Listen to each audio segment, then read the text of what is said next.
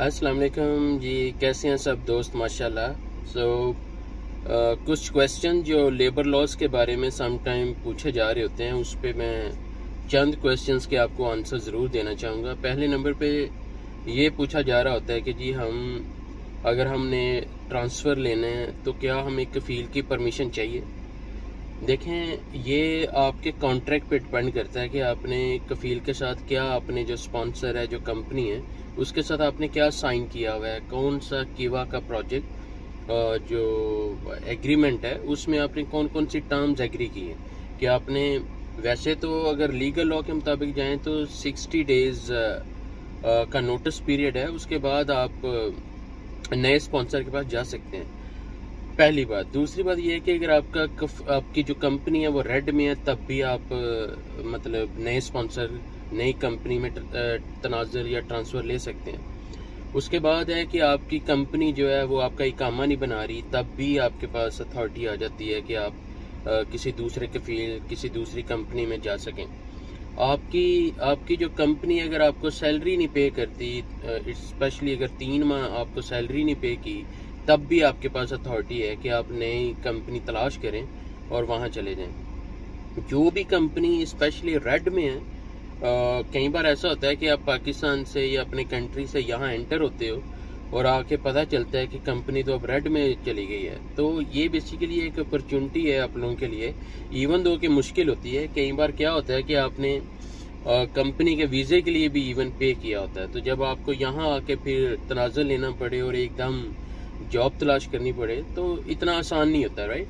तो इस पर्सपेक्टिव में आपने जैसे मैं पहले एक वीडियो में बता चुका हूँ कि आप लोगों ने हर सूरत में पहले कंपनी की गुडविल चेक करनी है, और उसका इम्पोर्टेंट फैक्टर ये है कि वो कंपनी ज्वाइन करें जो एटलीस्ट हर महीने ऑन टाइम आपको सैलरी पे करें, चाहे वो नुकसान में क्यों नहीं जा रहे, लेकिन आपको वो सैलरी हर सूरत में दें, क्योंकि डेफिनेटली ये उनकी लीगल ऑब्लिगेशन भी है।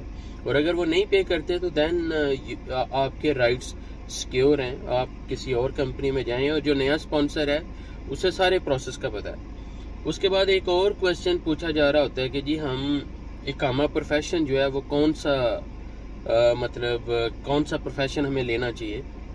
देखें, जो प्रोफेशंस हैं, पहले तो वो प्रोफेशन तो आप बिल्कुल अवॉइड करेंगे जिन पे पहले ही सऊदीज़ेशन 100% है, क्योंकि अगर आप पहले नंबर पे तो उस प्रोफेशन में आपको तनाज़ुल मिलेगा नहीं, और अगर ऑलरेडी आपका वो प्रोफेशन है और आप अब इकामा रिन्यू करवाना चाह रहे हैं तो तब भी आपका नहीं होगा। तो पहला फैक्टर क्या है कि आपने उन प्रोफेशन से बचना है जो सिर्फ और सिर्फ सऊदीज़ के लिए हैं। हाँ, अब दूसरे एज पे आए तो हर उस प्रोफेशन से बचना है जो बहुत ज़्यादा बड़ा हो।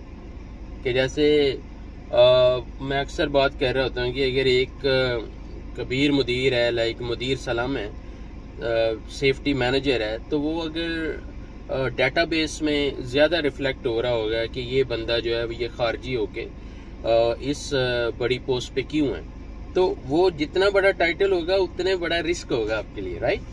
तो वो लोग जो सेफ्टी टेक्नीशियन हैं या जिन्होंने मतलब कह लें कि वो प्रोफेशन रखा हुआ है कि जो रीजनेबल है और सिस्टम भी उसको इतनी जल्दी नहीं कैच कर रहा, तो वो कहीं ना कहीं सिक्योर है। इवन दो कि सऊदीज़ेशन जो है वो सऊदी अरेबिया का एक बड़ा मेगा प्लान है, वो चाहते हैं कि तमाम सऊदीज़ बिजी हों और मेहनत करें और मेहनत करके कमाएं। तो ये एक अच्छी अप्रोच भी है, क्योंकि इनका कंट्री है तो इनको डेफिनेटली रेडी करना चाहिए अपनी यूथ को कि ये जिस तरह भी है अपने कंट्री को मैनेज करें। देखें, जैसे मेरे केस में ट्रेनिंग इंस्टीट्यूट है और मैंने अपना जो प्रोफेशन है वो प्रोफेशनल ट्रेनर रखा है। मैं छोटा प्रोफेशन इसलिए नहीं, क्योंकि मेरी जॉब नेचर इस तरह की है कि मैंने इस प्रोफेशन में ही रहते हुए काम करना है। अब वो किसी भी टाइम अगर रिक्वायरमेंट आ जाती है जी प्रोफेशनल ट्रेनर्स जो हैं वो सिर्फ और सिर्फ सऊदी हो सकते हैं, तो मेरे पास 2 चॉइसेस हैं, या मैं किसी और शोबे में जो भी मेरा एक्सपीरियंस है मैं उसमें स्विच कर जाऊँ, या मैं ताकि मेरा इकामा प्रोफेशन चेंज हो सके, अदरवाइज मेरा इकामा रिन्यू नहीं होगा। लाइक अगर जो प्रोफेशन सऊदीज़ के लिए एलोकेट हो जाएगा वो उसमें फिर इकामा आपका रिन्यू नहीं होगा। तो ये आपने केयरफुल रहना है कि आपका इकामा जो प्रोफेशन है, जब भी आप तनाज़ुल भी लें तो अगले 1 साल को इवन स्टडी कर लें कि इस प्रोफेशन के साथ क्या होने जा रहा है। क्या यहाँ भी सऊदीजेशन 100% होने जा रही है, या कि क्या कोई मिनिस्ट्रीज की डिस्कशन है, या ये आप ऑनलाइन सारा वेरीफाई कर सकते हैं, मतलब रिसर्च कर सकते हैं। इसके अलावा अगर हम किसी और जैसे मैं अगर बात करूँ, यस, कुछ लोग ऐसे हैं कि जो पूछ रहे होते हैं कि जी अगर मैं सऊदी अरेबिया में एंटर हुआ तो क्या मैं काम कर सकता हूँ, मतलब बाहर निकल सकता हूँ। यस, आप निकल सकते हैं। जो आपके पासपोर्ट पे वीज़ा लगा हुआ है वो 90 दिन की वैलिडिटी रखता है जब आप एंटर हो जाते हैं। जिस दिन आप सऊदी अरेबिया में एंटर हो जाते हो तो 90 दिन तक आप काम कर सकते हो। इवन मक्का मदीना में उम्रा के लिए भी जा सकते हो, बशर्ते कि आपकी कंपनी आपको परमिशन दे। और अगर आप फ्रीलांसर हैं और आपने अपनी पॉकेट से सारी इन्वेस्टमेंट की हुई है तो ये एक आज़ादी है जो आप ज़्यादा इंजॉय कर सकते हैं, लेकिन इसकी आपको कॉस्ट पे करनी पड़ेगी। देखें, जो लोग आज़ाद रह रहे हैं वो इतनी आसानी से आज़ाद नहीं रह रहे, वो कफालत भी दे रहे हैं, वो गवर्नमेंट की मतलब मकतबुल अमल की फ़ी भी खुद दे रहे हैं, इकामा फ़ी भी खुद पे कर रहे हैं, जो कफील के साथ उन्होंने एग्री किया हुआ है वो भी वो पे कर रहे हैं। अपने जो पर्सनल एक्सपेंसेस हैं, 3 टाइम का खाना पीना, रहाइश, टेलीफोन, वाईफाई, व्हाटएवर, ये सारे खर्चे वो खुद उठा रहे हैं। उसके बाद वो ये आज़ादी एंजॉय कर रहे हैं। और इस आज़ादी को मैं अक्सर कह रहा होता हूँ कि उसके बावजूद भी वो आज़ाद नहीं है, क्योंकि सऊदी गवर्नमेंट इस चीज़ को इजाज़त नहीं देती, राइट, कि आप फ्रीलांसर काम करें या अपनी कफील से हटके, अपनी कंपनी से हटके आप कहीं जॉब करें। ये 3-4 क्वेश्चंस हैं जो अभी तक मतलब ज़्यादा मुझसे पूछे गए हैं, तो इसका मैंने आपको रिप्लाई दे दिया है। अब नेक्स्ट आई ट्राई कि जो भी 2-4 क्वेश्चंस और हैं, वैसे तो लिस्ट है, अब जितने मेरे जहन में आए हैं I tried my level best कि आपको कहीं ना कहीं वो एडवाइस कर दूं।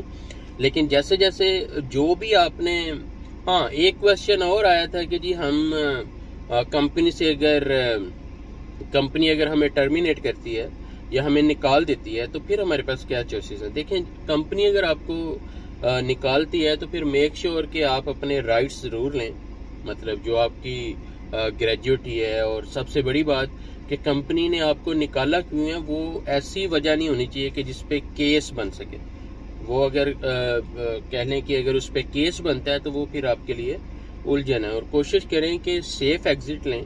अगर आपने डिसाइड कर लिया है कि आपने इस कंपनी में नहीं रहना, एक तो ये है कि कंपनी आपको नहीं रखना चाह रही, चाहे वो कामयाब नहीं हो पा रहे या उनके पास वो रिसोर्सेज नहीं है या आपको अफोर्ड नहीं कर पा रहे, तो फिर आपके पास चॉइस है कि आप मतलब नई जॉब पे खुद को स्विच कर लें। अदरवाइज अगर आप रिजाइन कर रहे हैं तो फिर आपने अपना जो भी कॉन्ट्रैक्ट साइन किया है उसके टर्म्स को रीचेक करना है, उसके अकॉर्डिंगली आपने फिर रिजाइन में जाना। और रिजाइन में भी जो नोटिस पीरियड है वो 60 डेज है, जो सऊदी लॉज कह रहे हैं। और this is all what I can share right now. Wait for the next video, I will take few more questions, और जो भी मतलब इम्पोर्टेंट रिस्पॉन्स है I will try to share with all of you. Thank you very much, अपना ख्याल रखिएगा, and advance Eid मुबारक। Thank you very much, take care.